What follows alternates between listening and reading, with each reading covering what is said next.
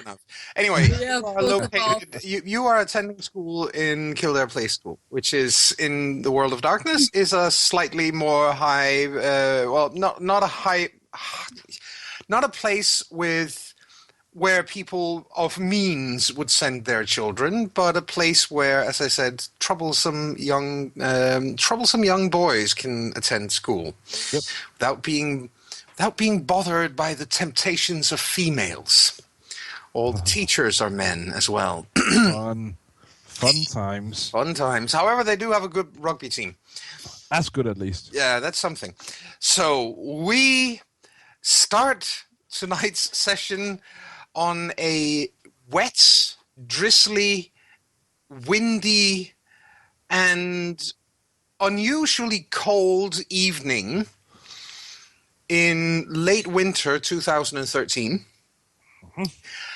The moon is up, it's full, and for that reason your coach has decided that all these young men could do with some extra training. And since it is no longer December, he thinks, and it's not even January, he thinks that there is no excuse to not have full contact training outside in the wet and mud.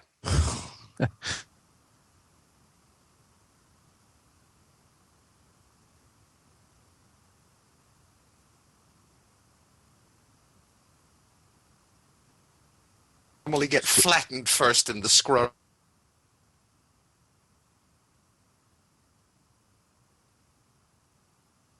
I cannot hear a thing. Yeah, also Guys, for me, I was wondering if it was just me. Can you hear me now? I can hear you now, yeah. Yeah, sure. Go ahead. Yeah. Cool.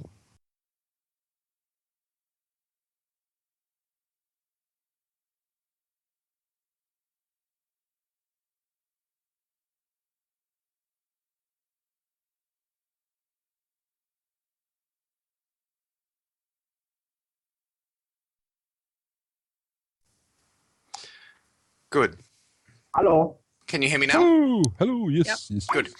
Actually, I'm going to make a slight alteration here and say instead of Kildare Place School, we're going to move it up to St. Mary's College Rathmines Junior School for the simple reason it's located in some old barracks. St. Mary's College. College. Yes. Okay, cool. So, yeah. It's College located in... even. Yeah, well, it's a pre-college high school, so basically it's a preparatory school. And it's got its own sports field, which is why I decided that would be better. Yes. Makes all kinds of sense. Yes. So that's where you're located on the training field. But still, your coach has decided, as I said before, to send you guys, you young rascals, out for some good old-fashioned knocking together of heads. And as I said, it is late winter, so it is cold. And what's more than that, it's extremely muddy. Which means that after about 5 minutes of practice, nobody can actually tell who's on what team. This is a common occurrence in Irish rugby, and which is why they are known to be very violent, but not very good at scoring points. Fair enough. So, however, the training lasts for a good 2.5 hours, and everyone starts getting more and more exhausted. Obviously, I mean it's hard work, and because it's so muddy, you get stuck in the mud, and your feet get stuck, and the ball gets heavier and heavier because water soaks into it, and it's just by the end of this, most of the boys are just completely fucking winded. Conall would normally be too after that long and under those conditions, but instead you have this. There's this. You have adrenaline pumping around your body, and you're on the verge of punching some of your teammates, and there's not like they've done anything wrong to you. You can just feel the anger. So I'm on the verge of hitting someone. Yes. No, I'm not on the verge of hitting someone. I actually hit someone. The nearest, biggest, baddest of them all, Conall can find. He gets clocked. He gets clocked. Oh my God! Yes. All right. You turn around and give Simon Smithers a solid right hook. I'm assuming you're right-handed. And that's the right-handed. And Simon looks for a second like he is on board Apollo 11 and he's seeing stars. So as he looks at me, I assume he does so. I flash him. Well, so my teeth are probably still white. Yes. It's a small sliver of white in all the brown, gray. But yes. I just flash him this huge grin. Yeah. You have, well, normally, I mean, it's not the first time you and Simon has had a scrap. I mean, that happens. And normally he's a good one to get into a scrap with because he at least lasts a while. This time he stands there for a second, literally blinking like, what the hell? Then he spits a tooth into his hand along with some blood. And then he crumbles to the ground like a sack of potatoes. Out cold. And the coach, of course, blows his whistle like his life depended on it. And comes running. He's not exactly the youngest of men. He's not exactly the thinnest of men. And he hasn't actually bought a tracksuit since he was younger and thinner. So it sort of spills out everywhere. And he lays into you verbally. He shouts. He rants. He roars at you. He calls you a multitude of bad words, and many of them aren't very well thought of in a Catholic institution, but he still uses them. He turns roughly the color of a Danish mailbox from rage as he points to Simon on the ground, who his eyes are just rotating in his head. and your fellow teammates are kind of divided between, okay, back away, because in a moment Simon is going to get up and then this is going to get really, really ugly. And the other group is like, no, the coach is there and they're not going to start fighting while he's there, so let's see what happens. For Connell's from his point of view, it's he's just but as yeah. The coach lays in on him. But I didn't hit him that hard. Oh, and that, of course, only makes his voice go even more shrill, and he rambles on about how you are not meant to hit anyone. This is not boxing. This is the noble sport of rugby. And he gives you a telling to, the likes of which a drill sergeant probably couldn't muster. And you can feel even this. I mean, it's not the first time he's done this either. He's a temperamental man. Mm. But you can feel, again, the rage boiling inside you. And it actually feels a mixture of incredibly liberating. And on the other hand, it's a little bit scary because you've never felt angry in this way before. Mm. I think at this point, Conall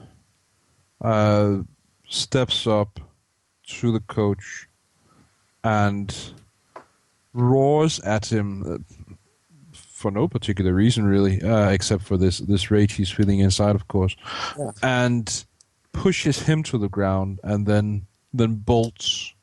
Yeah.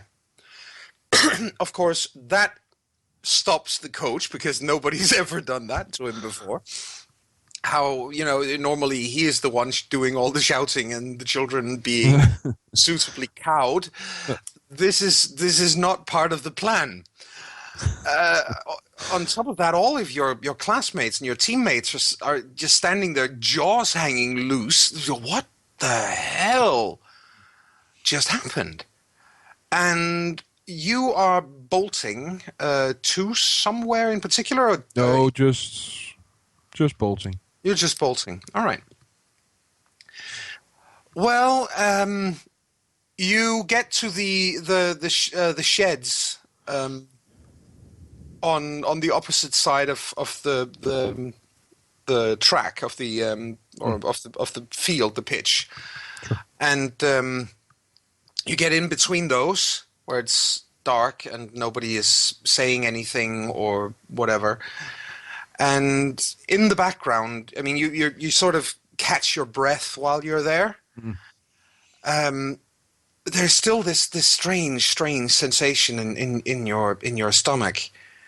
It feels like you want to kill something, and that at least is probably not a feeling I would imagine that he's had before. But it's literally the desire to take a life.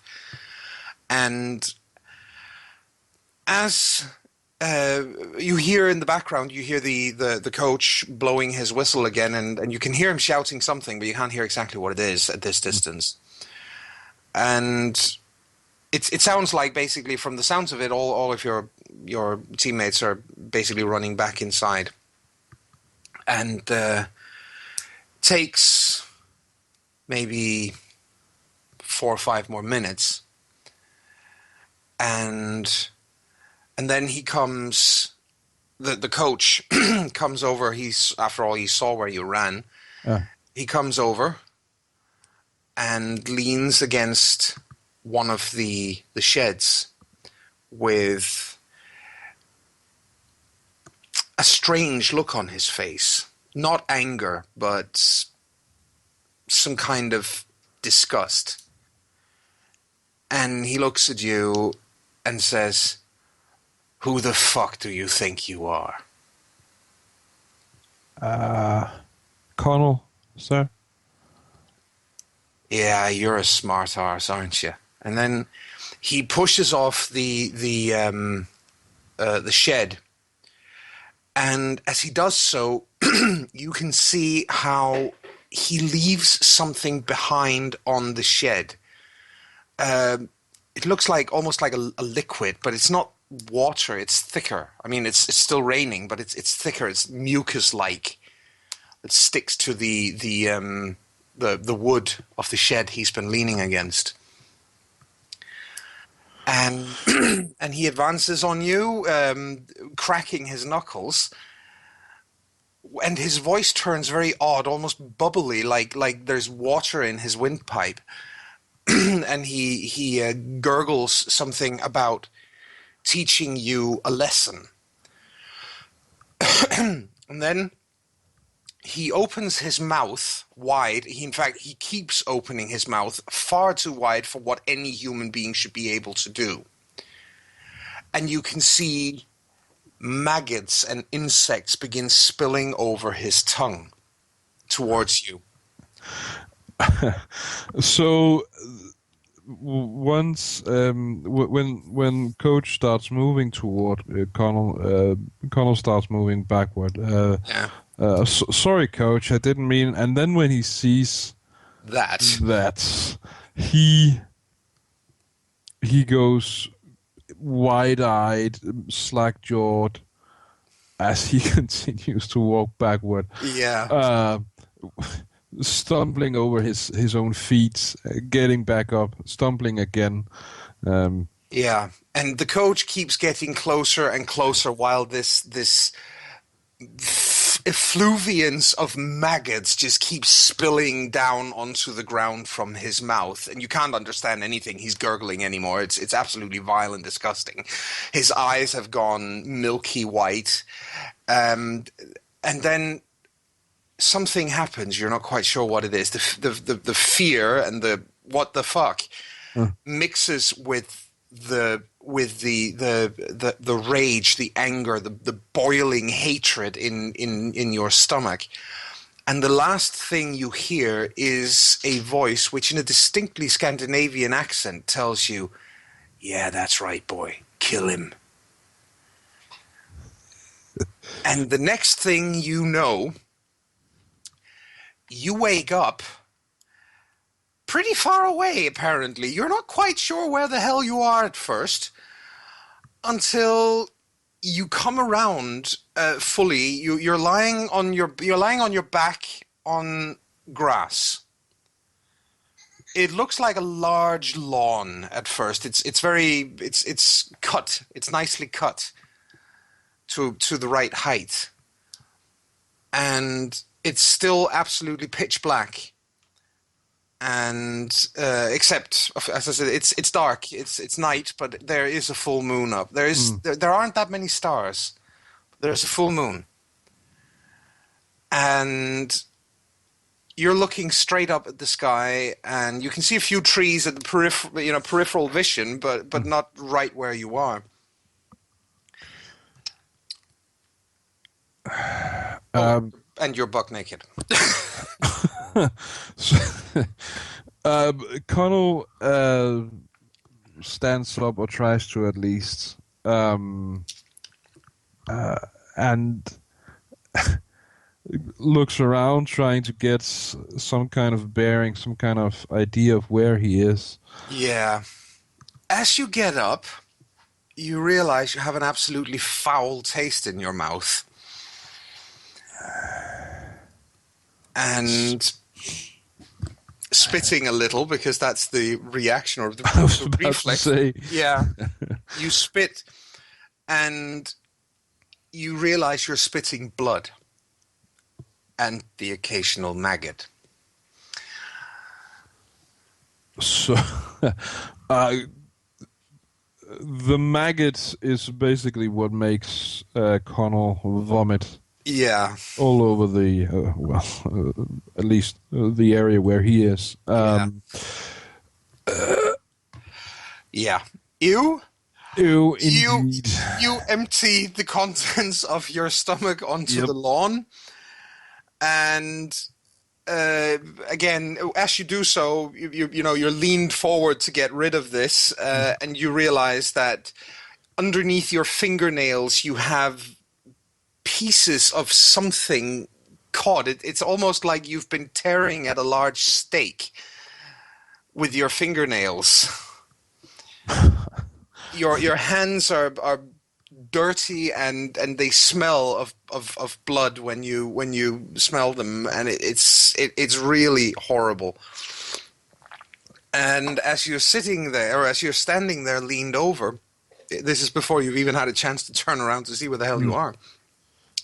You hear a chuckling behind you and above you.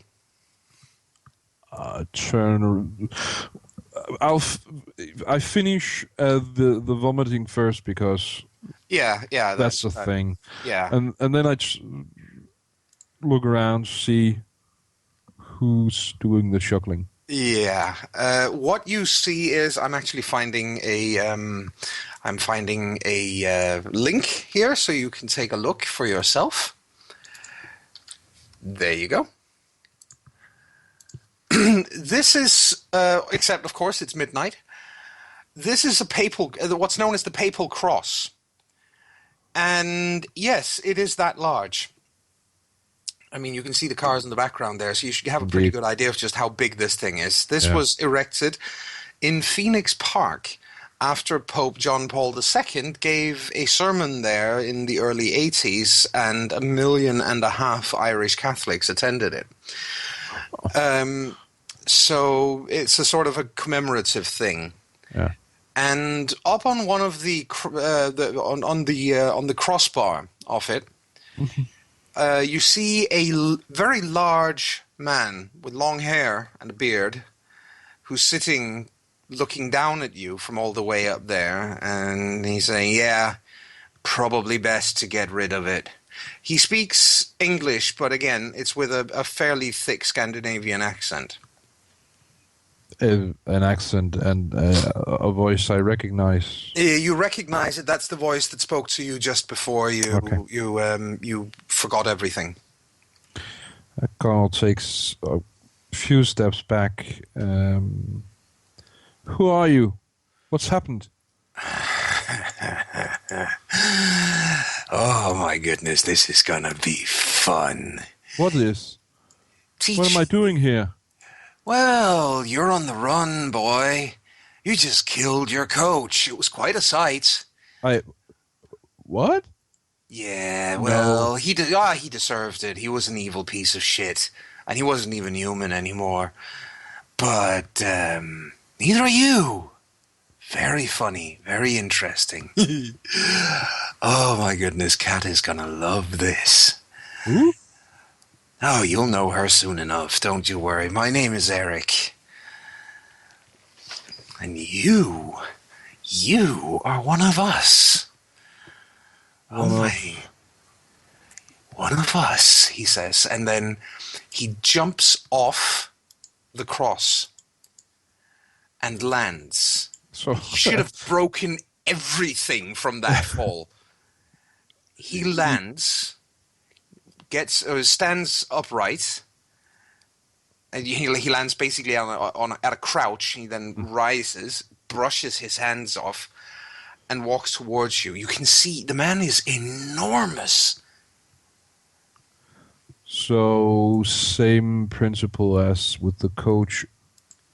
Conall backs away, stumbles Yes. over his own feet, and gets back up, and every single fiber in his body is screaming at him to run. Yeah. For some reason, he isn't though. Yeah, and the Eric is basically, he's wagging a finger at you with this wide grin with some extraordinarily sharp looking teeth, and he's tut-tutting at you, saying, No, don't bother running, boy.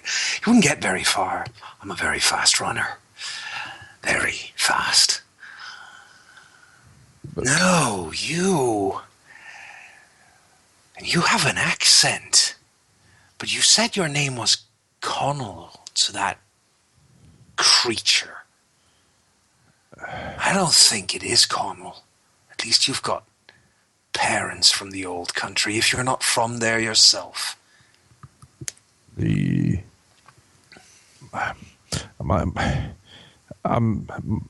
real name's not Conall. It's Dennis.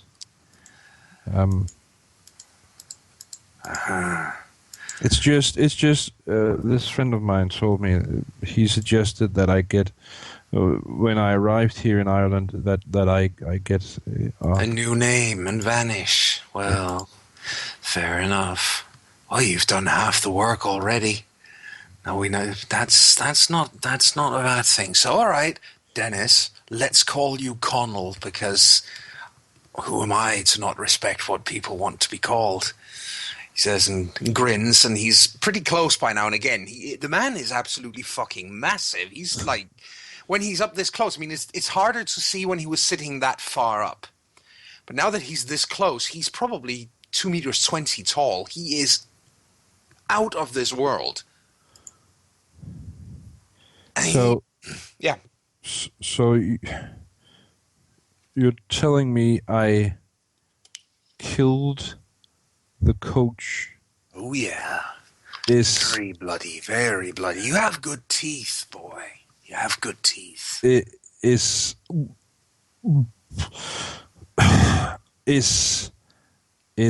that what I'm tasting in my mouth? Is that the coach? Yeah, I think it might be. Oh. Don't worry. Be sick again. Don't worry about it, boy. He wasn't human. You're not a cannibal. Well, you couldn't be. You're not human either.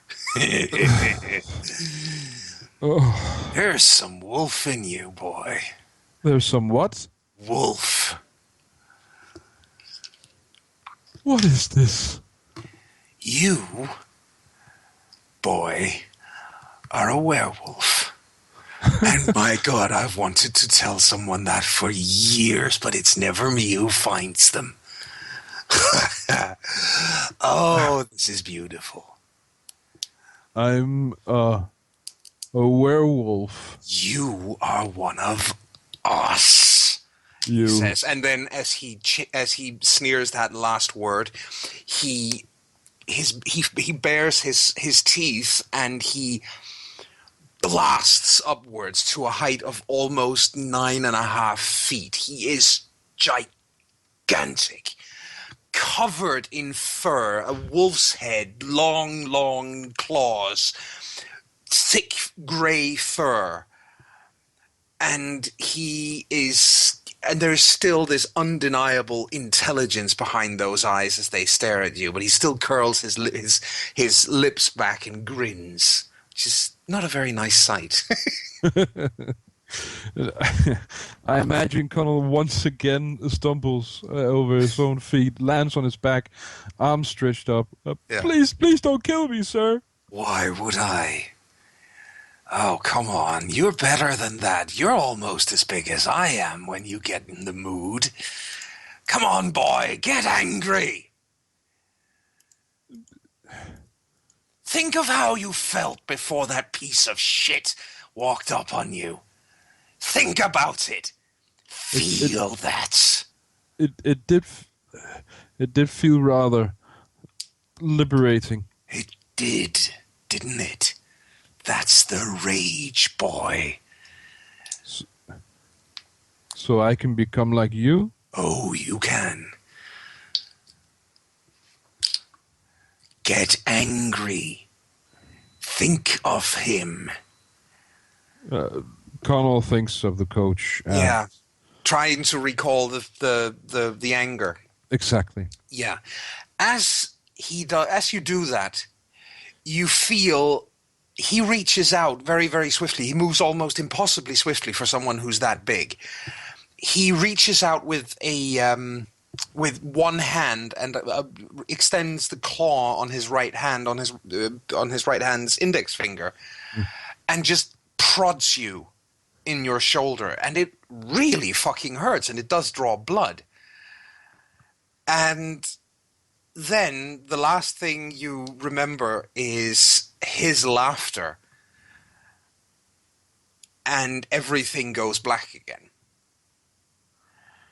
Until a little bit later, apparently, when you come back around, he's got you pinned on the ground. But you can see that you've apparently managed to land a good punch on him, because he does bleed a little from the jaw. But he's got you pinned, and as you're struggling, you realize your arms are very long and very hairy, and they have claws. Also, your nose looks weird. Am I like you now? Which doesn't come out quite like that, because you haven't learned to speak to a wolf snout yet. He grins and pats you on the head and lets you go and stands upright, brushing his hands off again. Don't worry, you'll learn how to speak all over again. But yes, that's exactly what I was talking about. Now, I think we're both calm enough to... you know what? Take a couple of deep breaths. Just a couple of deep breaths. Think of something good. Think of something nice and peaceful and calm. And then think of having your normal face. Conall thinks of a certain certain young girl. Yep. He knew back at home. He still knows. And that brings with it the serenity that's the calm he needs. Yes, and you change. You can actually see it on your hands and your arms, how you shrink and the hair recedes into your arms, the fur, your claws vanish, you have your own human hands again. And as that happens, and you're looking at this in wonder, you look back to him. He isn't as tall as he was when you first saw him. He's still a big man, but he actually looks human now, not, longer teeth or anything. He just looks like a human being. And he grins as he sees you. Okay, how old are you exactly, boy? 15. That's old enough to get drunk. Come with me. Let's get you a drink. All right. Conall says, Yep. rather smiling, Yeah. actually. He pats you on the shoulder and says, You pack a good punch. You really do. So I've been told before. Yeah, you're gonna be a fine addition. But you've got a lot to learn. I'm looking forward to teaching. So is it true what they in those movies that I'm allergic to silver now? Well, yes, I wouldn't wear silver if I were you. That being said, so long as you're looking like a human being like you do now, silver isn't going to do jack shit to you. But if you get in touch with silver in any of your other shapes, it's going to hurt a whole lot. Other than that, don't believe too many of the rumors. There's a lot more to us than Hollywood would have you believe. Jeez, Kat is going to have a field day with this. She found a kid a couple of days ago. One like me? Yeah, just like you, some girl. Somewhere. I don't know. Raven's been telling us about... Oh, jeez, that's a long story. Anyway, we've been told about a number of kids, young people like yourself, who are going to be arriving. Normally, if we're lucky, we see 2 or 3 in a year. If we're really lucky.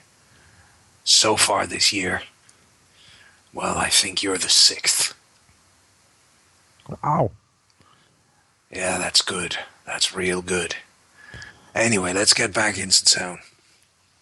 Okay. He takes you back into Dublin. He seems like a fairly chill kind of dude once he's not 9 foot tall and armor plated. He does stop along the way and buys some beer and a bottle of Jameson's, and he comes out with a couple of packs of smokes as well and looks at you and he says, "Do you smoke?" Sure. There you go. I do now. I like that. He hands you a pack of cigarettes and a lighter. I Self light one of them. Yeah. And proceed to almost cough your lungs out. Exactly. Well, he lights one up and grins crookedly and like, yeah. That happens the first few times, then you get used to him, and then you start to like them. I'll take your word for it. And you know what the good thing about it is? No? They're not going to kill you anymore. They're not? Mm-hmm. People keep telling me that cigarettes will kill you. Oh, yeah. If you're human, they will. We heal real fast. He grins and turns his head so you can see where you had him bleeding from the jaw. Mm. It's healed. There's nothing to be seen. Wow. Yeah. So I'm going to heal like that as well? Oh, yeah. You already do. Conall takes the cigarette and... Not in human form. That's not how it goes. Every other form. Oh, okay. But it'll be real quick. Oh, okay. So, yeah. No silver is an exception. Oh. Fire takes a little longer as well, but we do heal it. But somebody cuts you, somebody beats you, somebody stabs you, somebody shoots you, unless it's silver. Yeah, you're going to heal just fine. Takes a lot to put one of us down. That's pretty neat. It is. And that's because, well, you and I, he says, and Jabs a thumb up towards the full moon. You and I, we're warriors amongst warriors.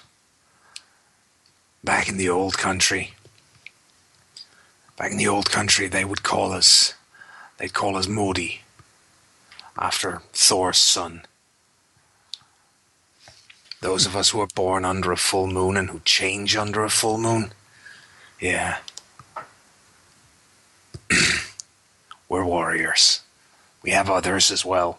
Tricksters and shamans and shit. Can I meet those? Yeah, we're going there now. Well, cool. to some of them. To some of them anyway. I'm going to take you to see Kat. I think she's going to be real interested.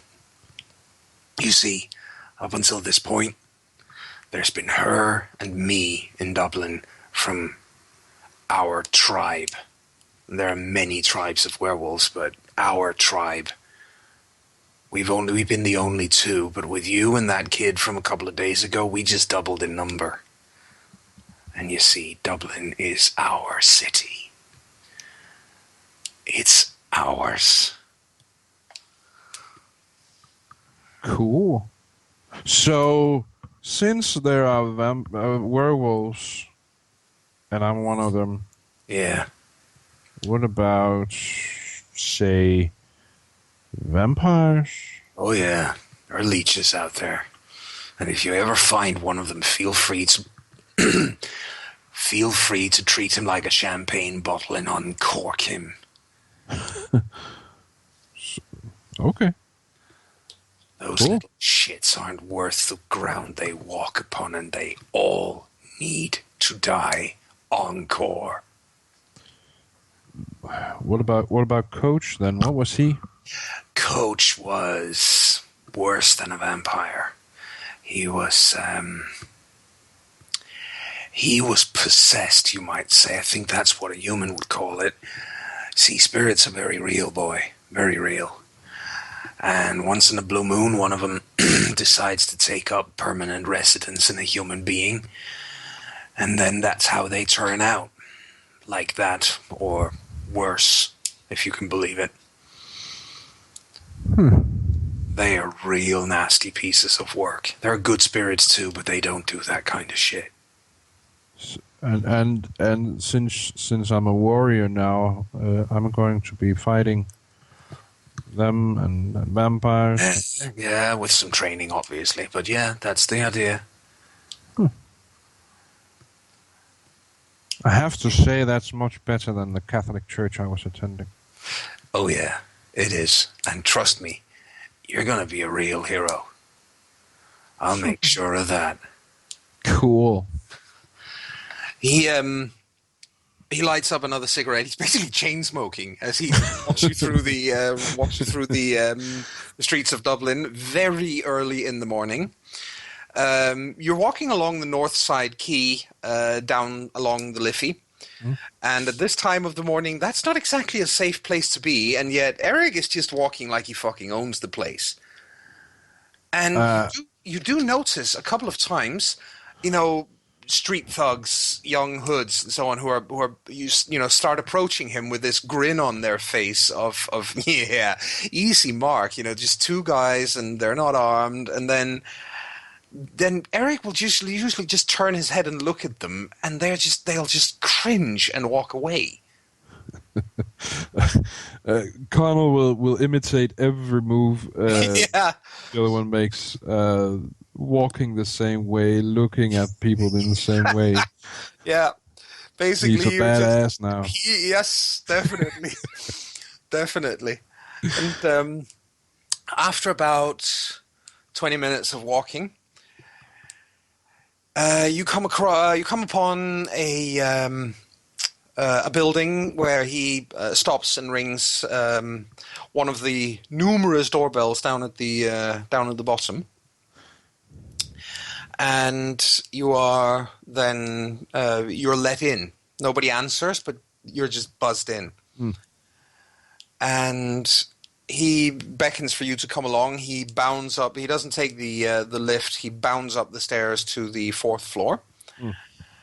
And knocks on a door, and a woman opens. She is tall and very well muscled for any woman, really. She's got a hard look to her, kind of a steely kind of gaze to her. And she takes one look at Eric, and then one look at you, and then back to Eric, and says, "You do realize what time of night it is, don't you? And what the fuck are you doing out of your cage? It's a full moon, Eric." And Eric grins widely and says, "Well, you know, a little bird told me to go to St. Mary's." And she just narrows her eyes like, "That's not funny, Eric. And who's the kid?" And he just turns around and nods towards you and says, "That's, yeah, that's Bites Hard. You can call him that. He's got a good bite to him. He's got good teeth. He tore the throat out of a Fomori tonight when he changed right in front of me. We're 4 now, Kat, not just 2. That actually gets her, her eyes go wide, and then a smile spreads on her face. And she looks at you and is like, "Oh my goodness. And now you're sure he's one of us? You're sure he's Get?" And Eric just nods, like, "Yeah. Never mind the fact that he calls himself Conall. I think he's from your place." And he actually says that with a sort of a disgusted look on his face. and she looks at you and raises an eyebrow and goes, "Erudensk." That makes Conall drop his jaw just for a second. Then he nods. Yeah. Ja, med Erik. Erik er svensk, men det kan han ikke gøre for. Nå, nej, men jeg er dansk. Fint. Ja, du er dansk. Og du er Fenris yngel. Kom indenfor, så snakker vi. Hvad er jeg? Jeg troede, jeg var varulv. Det er du også, men det er det, stammen hedder. Kom indenfor. Conall walks in. Yeah, Conall walks in, and as he walks in, he sees a man he doesn't know sitting on a couch and a girl he does know. And we're going to stop there.